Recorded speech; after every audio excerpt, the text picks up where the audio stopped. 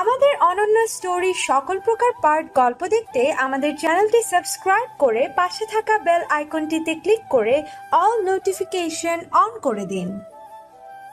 কিরে কই যাস? তোরা দাঁড়া, আমি আসছি। দাঁড়া, আমরাও আসছি। তারপর তিনজন মিলে জান্নাতের সামনে গেলাম। আপনি এই ছেলেটার হাত ধরেছেন কেন? সেটা কি তোকে বলতে হবে? অবশ্যই, ভুলে যাবেন না আমি আপনার স্বামী। তোকে আমি স্বামী হিসেবে মানি না। তোকে না বলেছি আমার উপর অধিকার খাটাতে আসবি না? আপনি না মানলে কিছু করার নাই। আপনি এখন আমার স্ত্রী, আমাদের এখনো ডিভোর্স হয়নি। সো আপনাকে আমার কথা মতো চলতে হবে। যদি না চলে কি করবি? দেখবেন কি করব। কি করবি তুই দেখা। আমি আস্তে আস্তে জান্নাতের কাছে যেতে লাগলাম, আর সে পিছাতে লাগলো। আমি জান্নাতের সামনে গিয়ে জান্নাতের পাশে থাকা ছেলেটাকে একটা ঘুষি মারি। আমার কর্মকাণ্ড দেখে সবাই হা করে তাকিয়ে আছে। ছেলেটার কলার চেপে ধরলাম। এই হালার পুত, কি নাম তোর?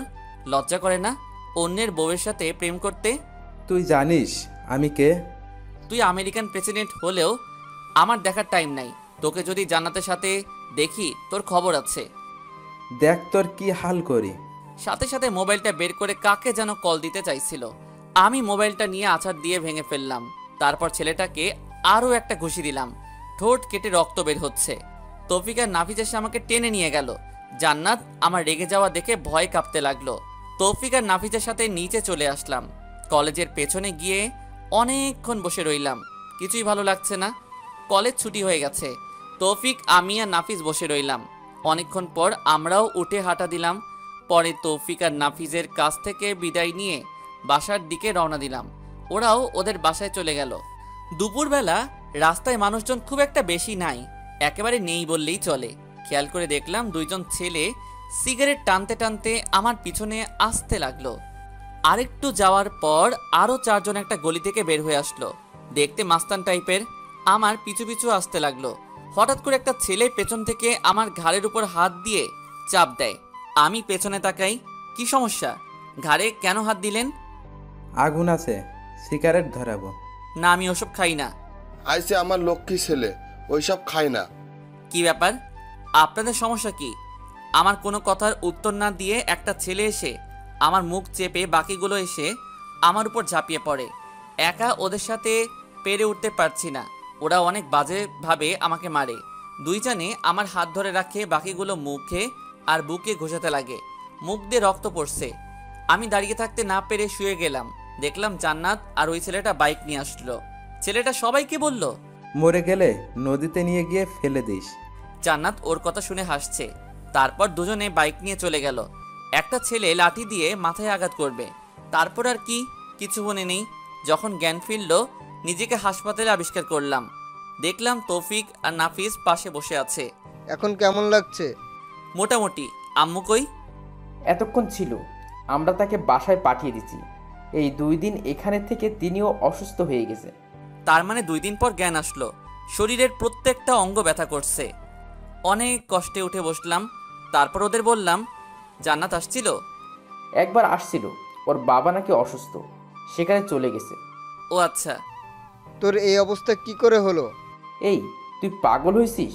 ও ঠিক মতো কথাই বলতে পারছে না, আর তুই ঘটনা জিজ্ঞেস করতেছিস? আচ্ছা, বাসায় চলো, ওখানে বলবো।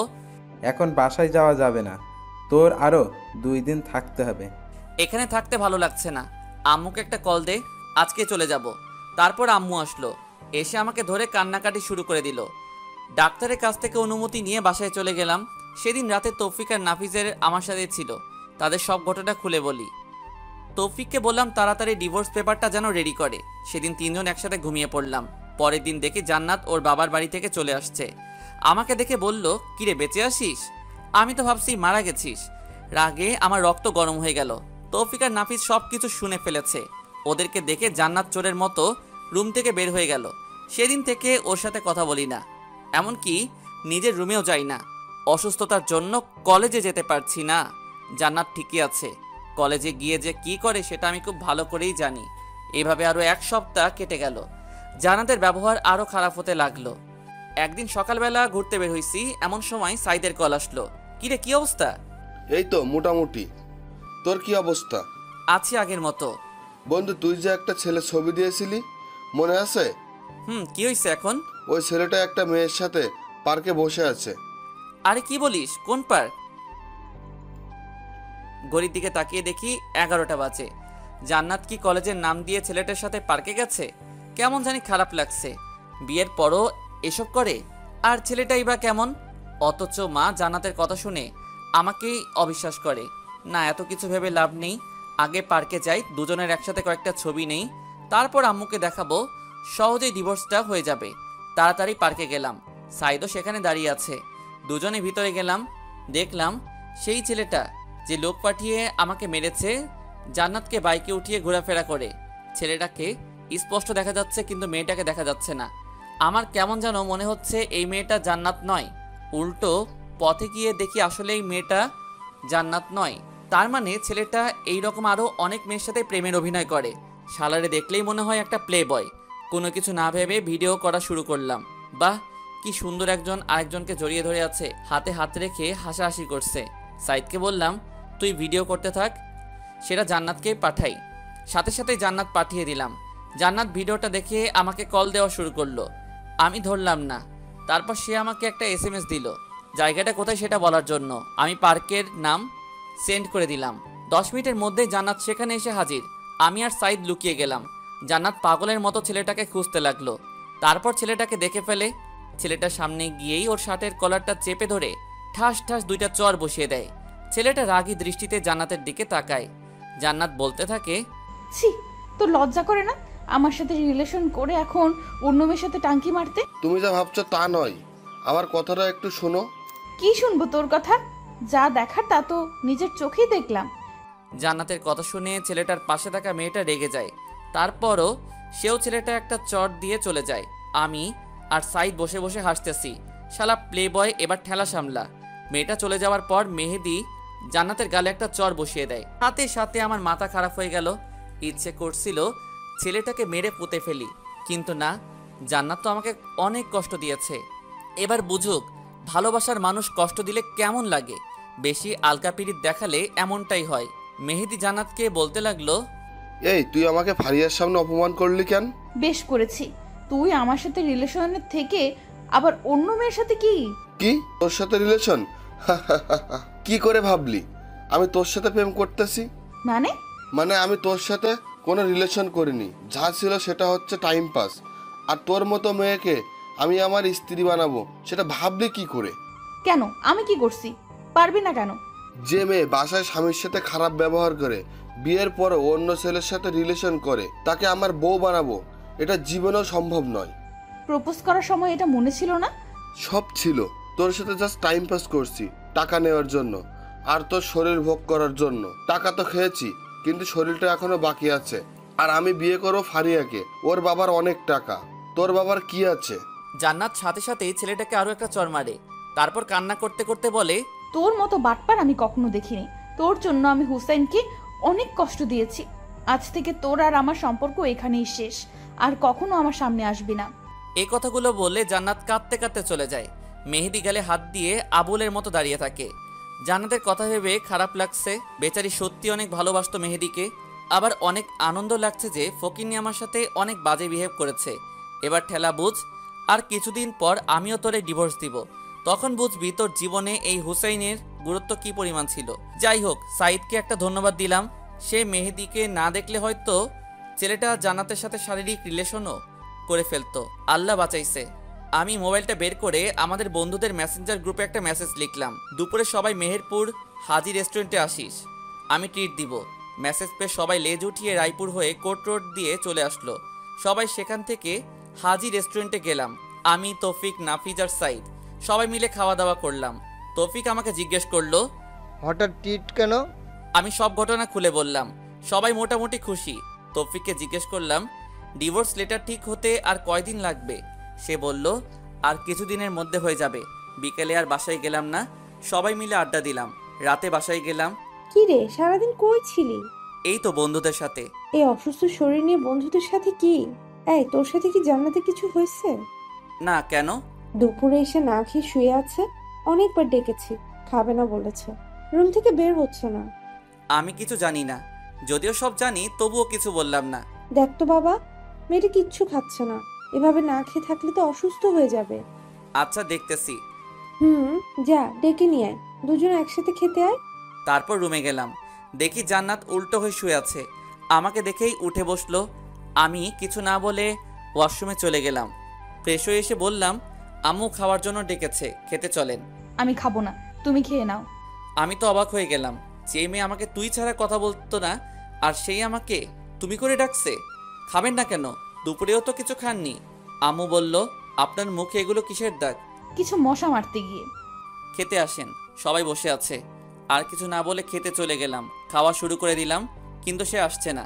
কি রে, জান্নাত আসছে না? না। কেন, কিছু হয়েছে? শরীর খারাপ মনে হয়। ও আল্লাহ, কি বলিস? ডাক্তারকে কল দে। আরে ধর, তেমন অবস্থা না, ঘুমালে ঠিক হয়ে যাবে। আমি আর আম্মু খেয়ে নিলাম। চলে যাওয়ার সময় আম্মু বলল, হুসাইন, কিছু বলবে? বলছিলাম কি, তুই খাবারটা রুমে নিয়ে যা, ওর খিদা লাগলে খেয়ে নিবে। প্লিজ বাবা, না করিস না। কি আর করা, ইচ্ছা না থাকা সত্ত্বেও খাবারগুলো রুমে নিয়ে গেলাম। খাবারগুলো টেবিলের উপর রাখলাম। জান্নাতকে বললাম, ভাত নিয়ে আসছি, খেয়ে নিন। খাবো না, খিদে নেই।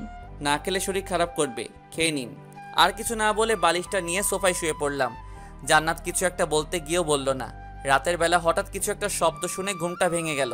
তাকিয়ে দেখি জান্নাত পাগলের মতো খাবারগুলো খাচ্ছে। আমি মুচকি হেসে মনে মনে বললাম, গরিবের কথা বাসি হলেও মিষ্টি হয়। আমি না জাগার ভান ধরে শুয়ে আছি। জান্নাত একবার খাবারের দিকে তাকায়, আরেকবার আমার দিকে তাকায়, তারপর ঘুমিয়ে গেলাম। ঘুম থেকে উঠে দেখি জান্নাত নিজের কম্বলটা আমার গায়ে জড়িয়ে দিয়ে কোথায় যেন চলে গেছে। উঠে ফ্রেশ হয়ে নিলাম। খাবার টেবিলে গিয়ে দেখি পছন্দের সব খাবার।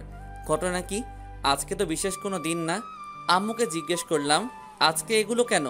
আম্মু হেসে বলল, জান্নাত নাকি আমার জন্য নিজের হাতে বানিয়েছে। আসলে মেয়েদের মন বোঝা জীবনেও সম্ভব না। এরা কখন কি করে নিজেও জানে না। কিছু না বলে খেয়ে নিলাম। তারপর রেডি হয়ে বাইরে চলে গেলাম। আজকে আড্ডা দেওয়ার জন্য যাচ্ছি না, একটা চাকরির জন্য ইন্টারভিউ দিতে যাচ্ছি। বসে বসে তো অনেক খাইলাম, এবার ফ্যামিলির পাশে দাঁড়ানো উচিত। ইন্টারভিউ দিয়ে বন্ধুদের সাথে কিছুক্ষণ আড্ডা দিয়ে রাতে বাসায় আসলাম। সবাই একসাথে খেয়ে নিলাম। রুমে গিয়ে শুয়ে শুয়ে মোবাইল টিপতেছি, এমন সময় জান্নাত রুমে আসলো। আমি উঠে ছাদে চলে গেলাম। কিছুক্ষণ সেখানে বসে বসে গান শুনলাম। তারপর রুমে এসে দেখলাম জান্নাত এখনো বসে আছে। কি ব্যাপার, আপনি এখনো ঘুমাননি? ঘুমাবো পরে, একটা কথা বলতাম। বলেন। আমাকে আর আপনি করে বলবে না। তো কি বলবো? তুমি করে বলিও। No thanks. তারপর খাট থেকে বালিশটা নিয়ে সোফায় ঘুমাতে যাব। এমন সময় জান্নাত আবারও বলল, সোফায় না ঘুমালে হয় না? তো কোথায় ঘুমাবো? তুমি এবার থেকে খাটে ঘুমাবে। কেন, আপনার চর খাওয়ার জন্য নাকি অপমানিত হওয়ার জন্য? দেখেন, আমারও একটা পার্সোনালিটি আছে। আগে সব কিছুর জন্য সরি। আমি কিছু না বলে সোফায় ঘুমিয়ে পড়লাম। তুই কি ভাবছিস তোর নরম কথায় আমি পটে যাব? তুই এখনো হুসাইনকে চিনিসনি। আমিও তোকে অনেক ভালোবাসতাম, কিন্তু যখনই তোর কাছে যেতাম অপমান ছাড়া কিছুই পাইনি। যাক, এত কিছু ভেবে লাভ নেই, ঘুমিয়ে পড়ি। রাতের বেলা কারো গোঙানির শব্দে ঘুমটা ভাঙলো। ডিম লাইটের আলোয় রুমের সবকিছু হালকাভাবে দেখা যাচ্ছে। দেখলাম জান্নাত শুয়ে শুয়ে কান্না করতেছে। কাঁদুক, তাতে আমার কি? কানের মধ্যে কাঁথা চাপা দিয়ে আবারও ঘুমিয়ে পড়লাম। সকালবেলা কারো নরম হাতের স্পর্শে ঘুমটা ভাঙলো। হালকা চোখ খুলে দেখি জান্নাত আমার মাথায় হাত বুলাচ্ছে। আমিও না জানার ভান করে শুয়ে আছি। একটু পর সে উঠে গোসল করতে চলে গেল। গোসল করে এসে আমাকে ডাকতে লাগলো। উঠে আমিও ফ্রেশ হয়ে নিলাম। সকালবেলা নাস্তা করে শুয়ে শুয়ে ফেসবুকিং করছি। এমন সময় তৌফিক কল দিয়ে বলল, আমার চাকরিটা হয়ে গেছে। আমিও মহা খুশি। যাক, অবশেষে পরিবারের হাল ধরতে পারবো। আম্মুকে খবরটা দিলাম। আম্মুও অনেক খুশি। জান্নাতকে কিছু বললাম না। সেদিন রাতে তৌফিক আর নাফিজের সাথে আড্ডা দিয়ে রাতে বাসায় আসলাম। জান্নাত আমাকে বলল, কংগ্রেচুলেশন। Thanks, but why? নতুন চাকরি পাওয়ার জন্য। ও আচ্ছা। পরের দিন তাড়াতাড়ি ঘুম থেকে উঠলাম, রেডি হয়ে অফিসে চলে গেলাম। প্রথম দিন ভালোই লাগলো। এইভাবে আরও 10 দিনের মতো চলে গেল। জান্নাত আমার কাছে আসতে চাই, বাট আমি তেমন একটা কথা বলি না, কারণ আগের দিনগুলোর কথা আমি এখনো ভুলিনি। জান্নাতের জন্য আমি এখন প্রায় কলেজে যাই না বললেই চলে। সেদিন সবার সামনে অপমান করার পর থেকে কারো সামনে যাই না, শুধু পরীক্ষাটা দিয়ে আসি। পরের দিন অফিসে যাচ্ছি, এমন সময় আম্মু এসে বলল, অফিসে যাচ্ছিস? কিছু বলবে? বলছিলাম কি, জান্নাতের আম্মু কল দিছে, সে নাকি অসুস্থ। জান্নাতকে যেতে বলেছে। তো যাক। না মানে তুই যদি দিয়ে আসতি তাহলে ভালো হতো। আমি কিভাবে দিয়ে আসবো? অফিসে দেরি হয়ে যাবে। হবে না, জান্নাত রেডি আছে। প্লিজ বাবা, না করিস না। কি আর করা, আম্মুর কথা মতো জান্নাতকে নিয়ে বাসা থেকে বের হলাম। একটা সিএনজি নিলাম। জান্নাতের পাশাপাশি বসে আছে কিন্তু কোনো কথা বলছি না। জান্নাত কি যেন বলবে মুখ দেখে বুঝলাম। তারপর জিজ্ঞেস করলাম, কি বলবেন? তোমার অফিস কখন শেষ হবে? 4টায় কাজের চাপ থাকলে দেরি হতে পারে। ও আচ্ছা, একটা কথা বলতাম। বলেন। তোমার অফিসে মেয়ে কলিগ আছে? আছে, 5 জন আছে। 2 জন আমার পাশেই বসে। ও আচ্ছা। কথা বলতে বলতে জান্নাতদের বাসার সামনে চলে আসলাম। জান্নাতকে নামিয়ে দিয়ে চলে আসতে যাব এমন সময়, বাসায় যাবে না? না আমার দেরি হয়ে যাচ্ছে। অফিস শেষে আসবে? না, আর কারো অপমান সহ্য করব না। এমনিতেই অনেক অপমানিত হয়েছি। কলেজে যাওয়াও বন্ধ করে দিছি। আপনি বাসায় চলে যান।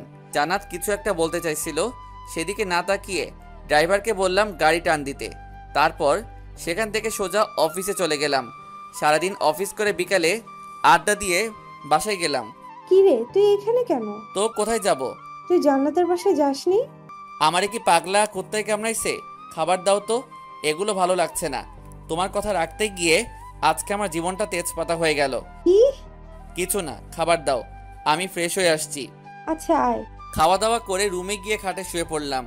আহ কি শান্তি! আজকে কতদিন পর শান্তিতে ঘুমাবো। এতদিন এই ফকিনির জন্য খাটে ঘুমাতে পারিনি।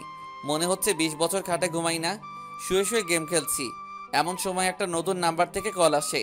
হ্যালো, আসসালামু আলাইকুম। কে বলছেন? আমি। আরে আমিটাকে?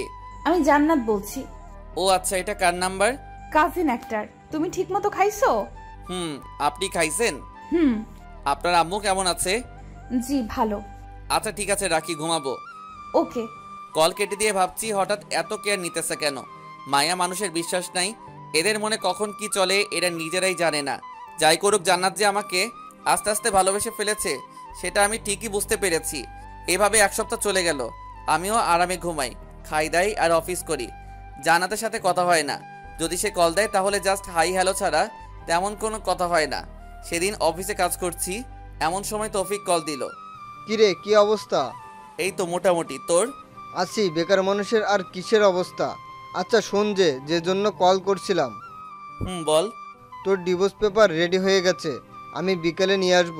তুই আমাদের আড্ডার জায়গায় চলে আসিস। থ্যাঙ্কস দোস্ত। ধন্যবাদ দিতে হবে না, ট্রিট দিতে হবে। আচ্ছা ঠিক আছে, নাপিসকে বলে দিস। আচ্ছা ঠিক আছে। যাক, অবশেষে পেপারটা রেডি হলো। এটা নিয়ে এতদিন কি যে পেরেছিলাম তা বলে বোঝানো যাবে না। বিকেলে অফিস শেষ করে আড্ডা দেওয়ার ওখানে চলে গেলাম। তৌফিক আর নাফিস বসে আছে। ওদের সাথে অনেকক্ষণ আড্ডা দিলাম। তারপর বাসায় আসলাম। এসে দেখি আম্মু রেগে আছে। কি হইছে, এভাবে তাকিয়ে আছো কেন? তোর মোবাইল কই? আছে তো। যা শালা, মোবাইল তো বন্ধ হয়ে আছে। তোরে কল দিলে কল যায় না কেন? আম্মু চার্জ নেই, শেষ হয়ে গেছে। টিপতে ভালো লাগে, চার্জ দিতে ভালো লাগে না? আচ্ছা বাদ দাও, কেন কল দিছো? জান্নাতকে নিয়ে আসার জন্য। তো ও নিজে আসুক, আমি ওর বডিগার্ড নাকি? এই কেমন কথা? মেয়েটা একা একা আসবে কি করে? যা নিয়ে আয়। নিয়ে আসবো মানে? যা, এখন নিয়ে আয়, না হলে ঘরে জায়গা নেই তো। কি করা, আবারও জান্নাতের বাসার উদ্দেশ্যে রওনা দিলাম। ওখানে এসে থেকে 8:30 বাজে। কলিং বেল বাজালাম। অনেকক্ষণ পর জান্নাতের আম্মু এসে দরজা খুলে দিল। আসসালামু আলাইকুম, কেমন আছেন? আলহামদুলিল্লাহ ভালো। তুমি কেমন আছো বাবা? জি আমিও ভালো আছি। জান্নাত উপরে আছে, যাও। ইচ্ছা না থাকা সত্ত্বেও যাওয়া লাগলো। গিয়ে দেখি জান্নাত রেডি হয়ে বসে আছে। আমি বললাম, রেডি হয়েছেন? রেডি। আম্মু কল করেছিল। তুমি এত দেরি করলে যে? অফিস থেকে আসতে একটু দেরি হয়ে গেছে। আচ্ছা চলুন। এখন না, খাওয়া দাওয়া করে যাব। বাসায় গিয়ে খাবো? না, এখান থেকে খেয়ে যাব। আম্মু সব রান্না করে বসে আছে। কি আর করা, খাওয়া দাওয়া করে তারপর বাসার উদ্দেশ্যে রওনা দিলাম। সিএনজিতে আর কোনো কথা হয়নি। ভিতরে ভিতরে টেনশনে আছি, আজ থেকে আবার শান্তি মতো ঘুমাতে পারবো না। একটু পর বাসায় চলে আসলাম। এসে দেখি বাসার লাইট সব বন্ধ। দরজা টোকা দেওয়ার আগেই খুলে গেল। পুরো বাসা অন্ধকার। আমি আম্মুকে কয়েকবার ডাকলাম কিন্তু কোনো সারা শব্দ নাই। খুব ভয় পেয়ে গেছি। কোনো অঘটন ঘটলো না তো? জান্নাত ভয়ে আমার হাত চেপে ধরে দাঁড়িয়ে রইল। বুঝলাম ওর হাত কাঁপতেছে। আমি পকেট থেকে মোবাইলটা বের করব এমন সময় আমাদের দুজনকে অবাক করে দিয়ে অনেকগুলো লাইট একসাথে জ্বালিয়ে দিয়ে তৌফিক, নাফিজ, আম্মু সবাই একসাথে বলে উঠল, হ্যাপি বার্থডে ডিয়ার জান্নাত, many many happy Returns of the day. আমি তো পুরো টাসকি খেয়ে গেলাম। এগুলো কে করলো, কখন করলো, কিভাবে করলো? আমি তো এই 2 ঘন্টা আগেই বাসায় ছিলাম, তখন তো তেমন কিছুই ছিল না। আমি ভাবছি আর জান্নাত আম্মুকে বলল, আম্মু, আপনি কি করে জানলেন আজকে আমার জন্মদিন? আর এত কিছু কে করেছে? সবাই একসাথে আমাকে দেখিয়ে দিল। আমি আরও একটা টাস্কি খেলাম। যাই হোক, সবাই মিলে কেক কাটলাম। জান্নাত প্রথমে আমাকে খাইয়ে দিল, আমিও খাইয়ে দিলাম। একে একে সবাই খাওয়া দাওয়া করে অনেক মজা করলাম। তৌফিক আর নাফিস জান্নাতকে অনেকগুলো গিফট দিল। আম্মু একটা রিং দিল। বাকি শুধু আমি আছি। তৌফিক হঠাৎ করে বলল,